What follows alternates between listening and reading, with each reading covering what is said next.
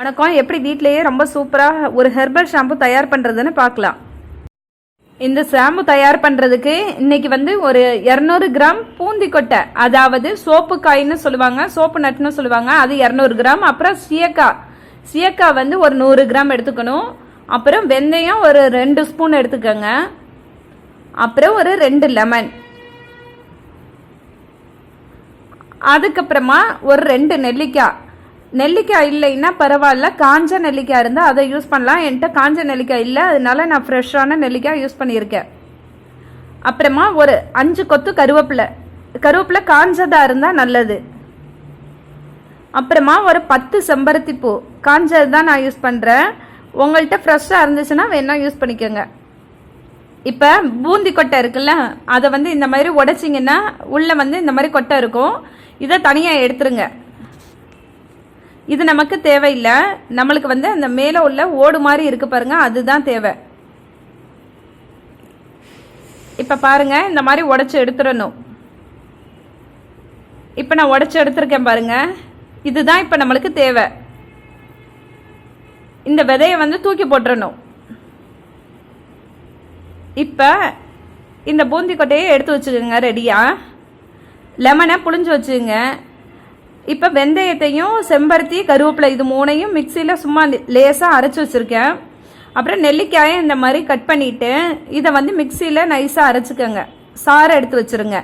இப்போ ஒரு பாத்திரத்தை எடுத்துகிட்டு அதில் 1 லிட்டர் தண்ணி ஊற்றுங்க. 1 லிட்டர் தண்ணி ஊற்றிட்டு அதில் இந்த பூந்தி கொட்டையை போடணும்.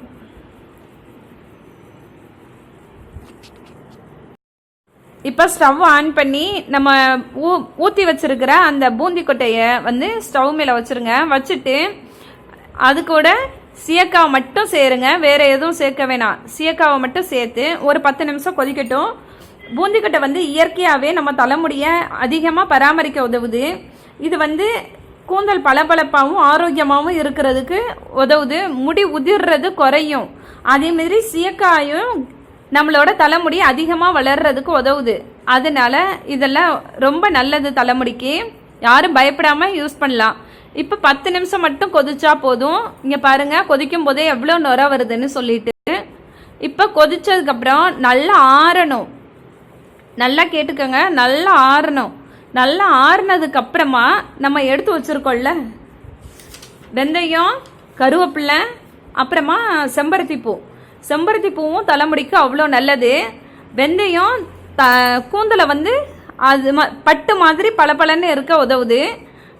கருவேப்பிலை தலைமுடியை கருப்பாக இருக்க வைக்க உதவுது. அதனால இது எல்லாத்தையும் நம்ம கலந்துருக்கோம். இப்போ இது எல்லாத்தையும் ஆறுனதுக்கப்புறம் தான் கலக்கணும்.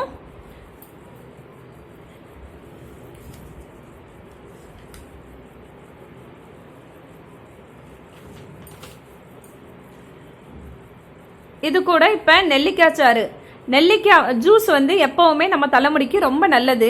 இது தலைமுடியோட ஆரோக்கியத்துக்கு அதிகமாக உதவுது. அப்புறமா லெமன் ஜூஸ், இது நம்மளோட தலைமுடியோட அடர்த்திக்கு உதவுது. அதனால இதெல்லாம் அவசியம் சேர்த்துருக்கேன். இப்போ இது எல்லாத்தையுமே நல்லா கலந்து விட்டுருங்க. கலந்து விட்டுட்டு ஒரு நாள் நைட்டு ஃபுல்லாக ஊறட்டும். ஒரு நாள் நைட்டு ஃபுல்லாக நல்லா ஊறிடுச்சு. காலையில் இப்போ திறந்து பார்க்குறோம். இங்கே பாருங்கள் எப்படி இருக்குன்னு. இது இப்படியே தான் இருக்கும். நாம தான் கையால் இந்த கலவையெல்லாம் அப்படியே நல்லா பிணைஞ்சு விடணும். இந்த ஷாம்பு உண்மையிலேயே ரொம்ப நல்லது தலைமுடிக்கு. தலைமுடியை நீளமாகவும் அடர்த்தியாகவும் கருமையாகவும் வளர்கிறதுக்கு உதவுது. ஆனால் பொதுவாகவே ஹெர்பல் ஷாம்பு யூஸ் பண்ணும்போது கண்டிப்பாக கெமிக்கல் இல்லாத தேங்காய் எண்ணெயை யூஸ் பண்ணிங்கன்னா தான் நல்லது. அப்போ தான் தலைமுடி இன்னும் ஆரோக்கியமாக இருக்கும். இந்த ஷாம்பு பொடுகு தொல்லையிலேருந்து விடுதலை கிடைக்கும் நிச்சயமாக. இதனால எந்த பாதிப்பும் கிடையாது. யார் வேணா யூஸ் பண்ணலாம். இங்கே பாருங்க எவ்வளோ நுர வருதுன்னு சொல்லிட்டு நல்லா இந்த மாதிரி பிணைஞ்சு விட்டுட்டு ஒரு காட்டன் துணி இல்லைன்னா சல்லடை துணி மாதிரி வச்சு அதில் வடிகட்டிடுங்க.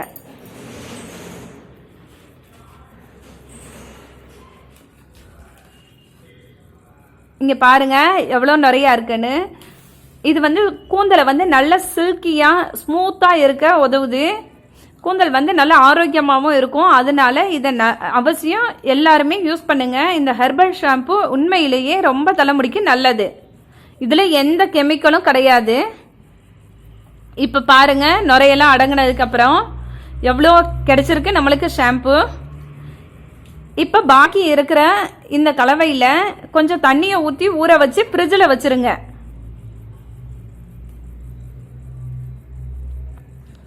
இப்போ இந்த ஷாம்பு எடுத்து ஃப்ரிட்ஜில் வச்சுருங்க, ஏன்னா வெளியில் வச்சோன்னா சீக்கிரம் வீணாக போயிடும்.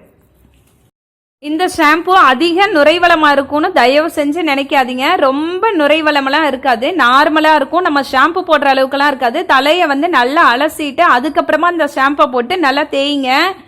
பார்க்க வந்து நொர நொரன்னு இருக்கிற மாதிரி இருக்கும் தலைமுடி, ஆனால் வந்து நல்லா சாஃப்டாக இருக்குது, ரொம்ப நல்லா இருக்குது. நான் இதை ட்ரை பண்ணி பார்த்துட்டு தான் சொல்கிறேன். இந்த வீடியோவை நான் வந்து ஜில்ஜங் அப்புறம் வந்து அம்பிகா ஸ்ரீராம் அவங்களுக்காக டெடிகேட் பண்ணுறேன்.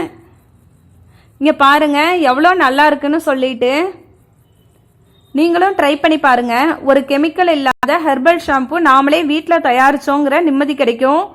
இதை இப்பையிலேருந்து குழந்தைங்களுக்கு தேய்ச்சிட்டு வந்தால் தலைமுடி நல்ல ஆரோக்கியமாகவும் அடர்த்தியாகவும் நீளமாகவும் இருக்கும். ஆரோக்கியமான உணவுகளை எடுக்கும்போது தலைமுடி இன்னும் அடர்த்தியாகவும் ஆரோக்கியமாகவும் இருக்கும். இந்த வீடியோ உங்களுக்கு பிடிச்சினா லைக் பண்ண, ஷேர் பண்ண, கமெண்ட் பண்ண, பக்கத்தில் இருக்கிற பெல் பட்டனை ப்ரெஸ் பண்ண. தேங்க்யூ ஃப்ரெண்ட்ஸ் ஃபார் வாட்சிங் மை சேனல்.